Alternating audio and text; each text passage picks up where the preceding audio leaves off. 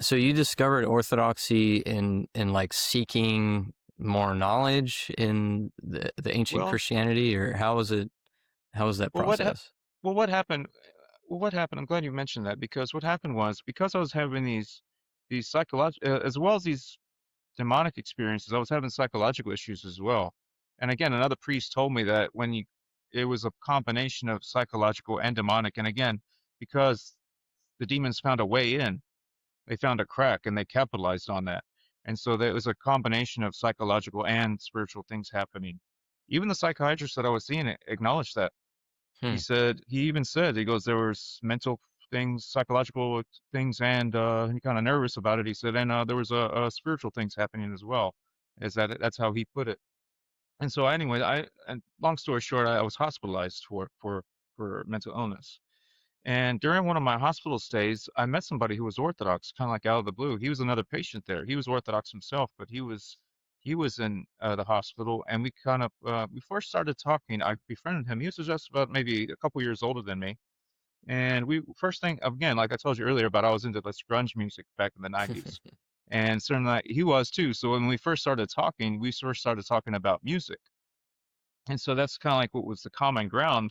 And we started become friends. And then the next thing you know, we start talking about religion somehow. And then it turns out said he's Orthodox. And I'm like, what's that? And then he was explaining it to me. And then I started thinking, wait a second, that reminds me of that book that I was reading, about the Desert Fathers. Hmm. Even before I became Orthodox, even before met him, I was looking back, like when I was coming back to God, when I learned my lesson, basically, and I started to look that's when I started not just looking at Baptist church, I was looking at, I was going to the Korean church, they were like non-denominational, but then I was looking into other stuff, like, and I know about history, so I was thinking about, well, ancient Christianity, it has to be the Catholic Church, that must be like the original church, so I started going to actually Latin Mass. Catholic Mass at like a Saturday night. I didn't go Sunday mornings, but I would go Saturday night.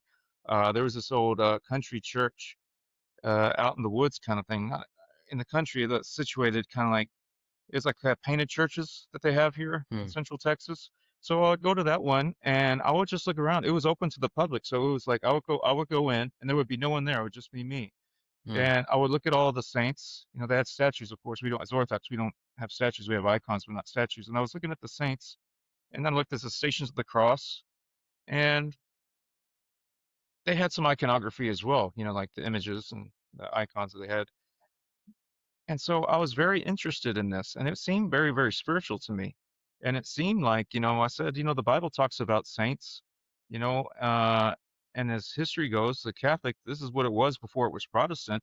I didn't know about the Orthodox element. So at one time, I almost became Catholic as a result of all that. Um, But then later on, I kinda drifted away from that. I wasn't sure. I kinda had issues with the Pope thing, you know? And so that's kinda like what prevented me from doing that and some other issues as well. But so back to that guy that was Orthodox that I met in the hospital, when he started telling me all these things, it reminded me of the Church Father or the Desert Fathers that I was reading, but it seemed different than Catholic. This is different.